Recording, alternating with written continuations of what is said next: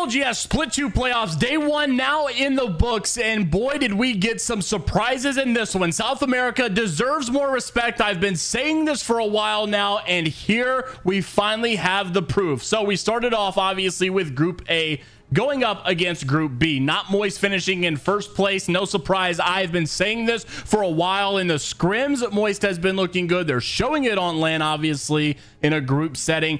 EXL from South America, which did pretty solid at the World Cup, now doing solid again for Split 2 playoffs, looking really good inside the groups, and you'll see later, this was not just a fluke performance. They got second, Navi in third, Space Station in fourth. We needed to see this out of them. Honestly, I've been saying that. NRG in fifth, Alliance in sixth, Interforce 36 and seventh, Fnatic in 8th, Falcons now in 9th here. Obviously not the performance we expected from them.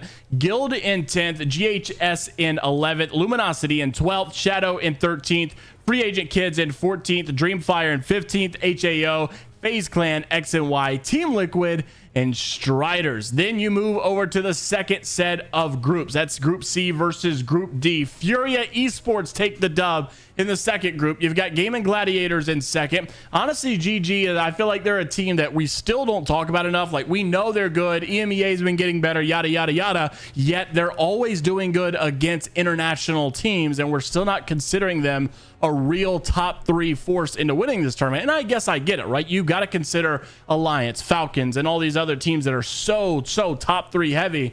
But GG really could be one of those teams to look out for. TSM showing a little bit more signs of life than we saw in the World Cup from them. And honestly, things could have been better. They had a lot of zone pools, or I wouldn't say, well, they had a good fair amount of zone pools pull on them that they couldn't convert. But it is what it is. Complexity in 4th, Makers in 5th, Legends Gaming in 6th, Cloud9, Bleed Esports. Big drama we got to talk about with this one. We'll mention in just a second. Pioneers in 9th, Noctum, Go Next, VKG, Fennel, Reject, Noez Fox, Olimpo, SWQ, SSE X-Ray, Northeption, and EXO here at the bottom. Then you go into the last group stage of the day, and look at this. EXL from South America doing it again in first place this time.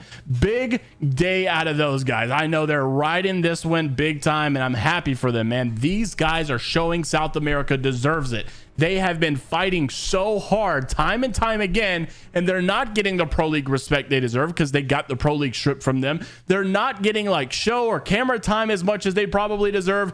They deserve more respect. They deserve more opportunity, and it saddens me that we're watching a team do this good, yet no one really knows the roster that well. Unless you keep up, you probably don't know who Kurev is. You probably haven't noticed the fact that their players are not even new. They've been around for a while. They just don't get the show or time or, camera time that they deserve, in my opinion. I know I've got a bone to pick with that one, and I've made that clear.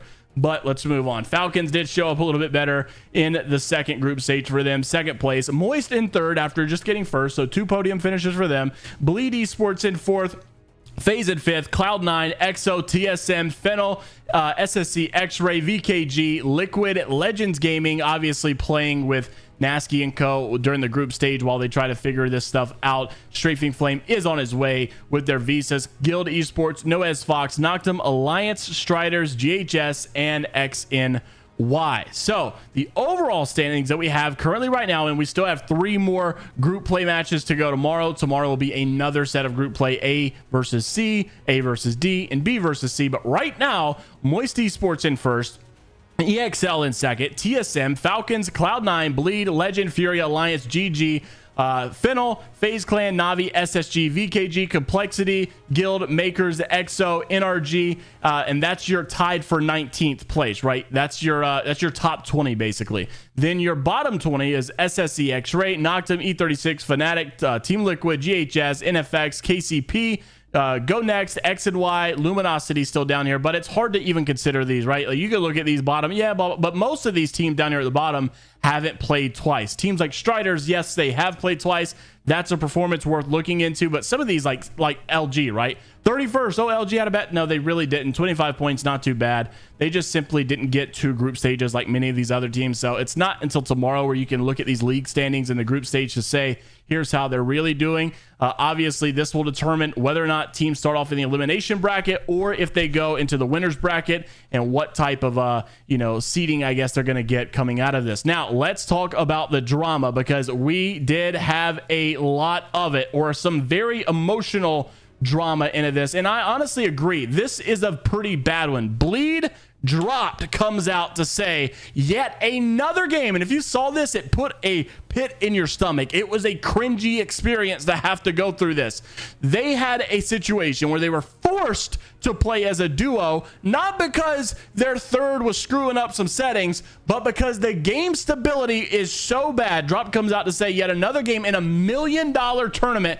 We have a game that crashed. I swear Noct and I are just cursed, bro. Same crap last year. Split 2 playoffs with Optic. We were told, sorry guys, nothing we can do about it. Still no competitive integrity. Clara comes out also. This is JMeyels. Come on. Like, this, Clara knows what she's talking about, and I'm glad she put the passion into this, because she really had some good fair points to make. No way. This is not Bleed, accepting their destiny, right? 2 years ago, Fennel played as a duo. That was because, it was a sucky situation, but Fennel understood the circumstances. However, this one is not a scenario where Bleed is just down a guy, couldn't make it, visas. They show up to the tournament anyways. They understand, they are under the assumption we got a full team here. We deserve equal opportunity at this. They are not being given that because of game crashes. No way the ALGS is forcing Bleed. I like that she put it that way, because yes, they are. They would stop the game for Falcons. Good and well they would probably stop this game for Falcons. But they're forcing Bleed to play as a duo. Maybe I shouldn't have said that. Maybe they wouldn't, but I think they would. I'm going to make that assumption that they would. They're forcing Bleed to play as a duo when the issue is not with the third. It's with the PC, and it's out of the player's control. Absolutely embarrassing. Second time ALGS has done this to Dropped at a LAN, and it is very sad. Raven even saying, F this game, it's dog crap, it's horrendous. You have people in the comments, right? Sweet saying this is really terrible. There needs to be some type of rule of point compensation for situations like these. Hopefully it happens once in groups and not again. Nice Week also saying truly some of the worst luck. I'm so sorry. I can't imagine how pissed you are. And there would be some point compensation for situations like this, or at least something needs to happen. And I really wish that there was something along those lines, but it is EA. It is problem after problem. And I've been hearing from many people, I have heard that the venue looks nice and it is what it is, but I do feel like there are a lot of people that are saying nice things, and they don't necessarily have an unbiased viewpoint of it, right? There's some sort of subject opinion to, here's why I think Apex is just the greatest game ever and they just do everything right. I've heard a lot of people, and I've watched this production from my own eyes, and can say, compared to World Cup, I think we are lacking. Esports World Cup was doing this a lot better. I really wish that we had some sort of upgrades in that aspect or scenario. Love ALGS. I think the people involved are trying hard. I know those people. I love those people, and I don't want to bring any kind of hate towards them. But I think we all need to be able to look at this side by side and say, how did they run it way smoother than what we're running it? Why is there so many issues like this? Why isn't there some kind of system to point this fact out? We've been dealing with disconnects and crashes for a long time. You'll remember very clearly we had a really big video of JMeyels actually crashing in the middle of their game and how horrible it looked. And even Imperial Hal, right? Hal saw someone crash and told his teammate, don't shoot him.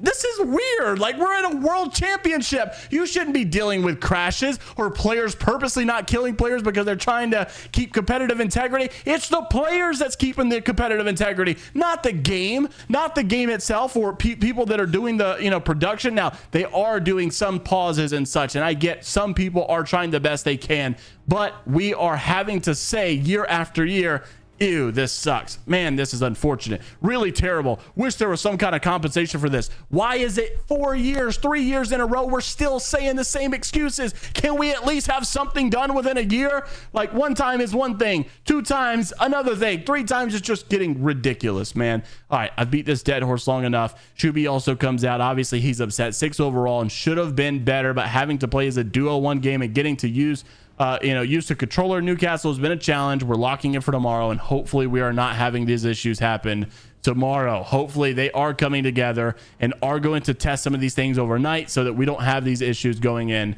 to tomorrow. Verhulst also with TSM been obviously fighting back. They have a split 2 pro league that looks pretty solid, right? Really good out of them. Then it seems like World Cup happens. They're kind of weird on the IGL situation. No one really knew what was going on in that camp. Things just seem disconnected, and we're hoping to see that back in action, and hopefully they're progressing back and going up from here. And obviously people want to see TSM in a much better scenario. Interested to see what your thoughts are down in the comment section below. What was your biggest surprise from day one in the recap? Personally, I think you cannot pick any other surprise than EXL doing this good and taking one of the group stage matches. Interested to see your thoughts down below, and until the next time, we'll see you all later, Gators.